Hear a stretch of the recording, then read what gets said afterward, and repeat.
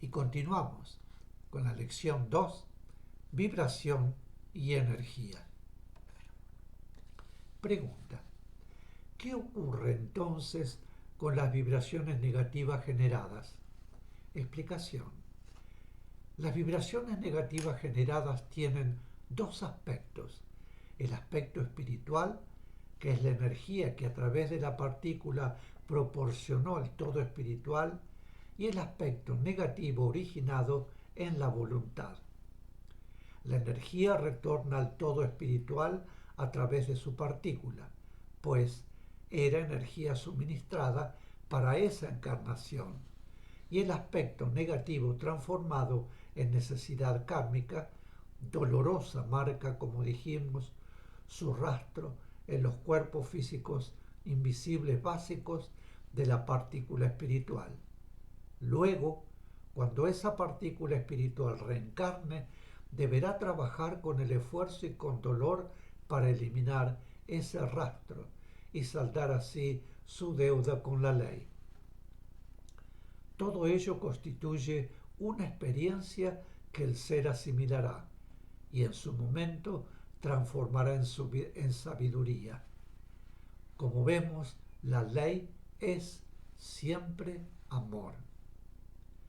Pregunta: ¿tienen importancia el aspecto o la forma de los hechos? Explicación: no importan los hechos en su aspecto o en su forma. Lo importante es la calidad y la intensidad de la vibración generada por la mente y por el alma, que llevó al ser a realizar voluntariamente los hechos. El equivalente de esa vibración se traducirá en las futuras vidas humanas de ese ser en hechos y circunstancias, sea cual fuere el aspecto y la forma que adopten. Pregunta: ¿puede el ser espiritual cambiar su vibración de acuerdo con las tareas que le corresponden en el plano en que debe actuar?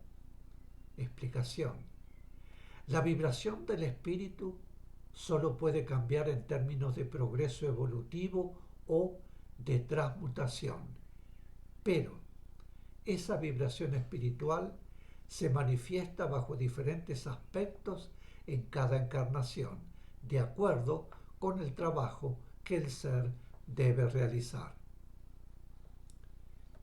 Pregunta: ¿cómo se combinan las vibraciones densificadas para constituir materia con vibraciones del plano y del mundo? Explicación: cuando después del proceso de densificación comienza a actuar en el mundo, debe combinarse con vibraciones del plano para formar materia con las características correspondientes a la materia de ese plano y también del mundo, porque cada mundo tiene sus vibraciones propias y del plano. Esas vibraciones propias del mundo y las vibraciones propias del plano deben estar presentes en la materia y son las que dan las características a la materia resultante de vibraciones densificadas, de vida no evolucionante que involuciona e involuciona. Pregunta: ¿hay diferencia en el significado de los términos éter, ámbito infinito, espacios y cosmos que hallamos en las lecciones, tanto de los cursos básicos como en afianzamiento y profundización? Explicación: no. Éter, ámbito infinito, espacio y cosmos son, en nuestras enseñanzas, sinónimos. El espacio es lo infinito, pero el concepto no podemos extenderlo a los planos divinos creadores, que estudiaremos más adelante. Pregunta: ¿manifestación es sinónimo de expresión? Explicación: sí, en el aspecto espiritual. Pregunta: en varias lecciones, especialmente de los cursos básicos, encontramos los términos religiones verdaderas. ¿Cuáles son? Explicación. Son las religiones que tienen su origen en lo que podríamos denominar planos espirituales de la verdad y han sido iniciados por enviados divinos, quienes actuaron en el mundo como canales de la verdad. Pregunta. ¿Esto significa que el hinduismo, el budismo, el cristianismo, el judaísmo, el islamismo son religiones verdaderas, pero quienes debido a que su punto evolutivo no les permite comprender nada más profundo o más sutil, adoran, por ejemplo, al sol, no tienen también su religión? Ya dijimos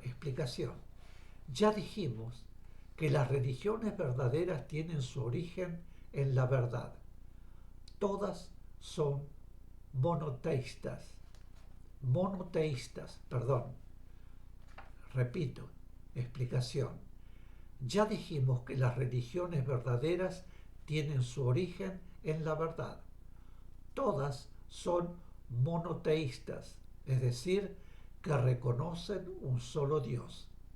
Ha habido en la antigüedad muchas religiones politeístas que asignaban a sus dioses jerarquías mayores y jerarquías menores.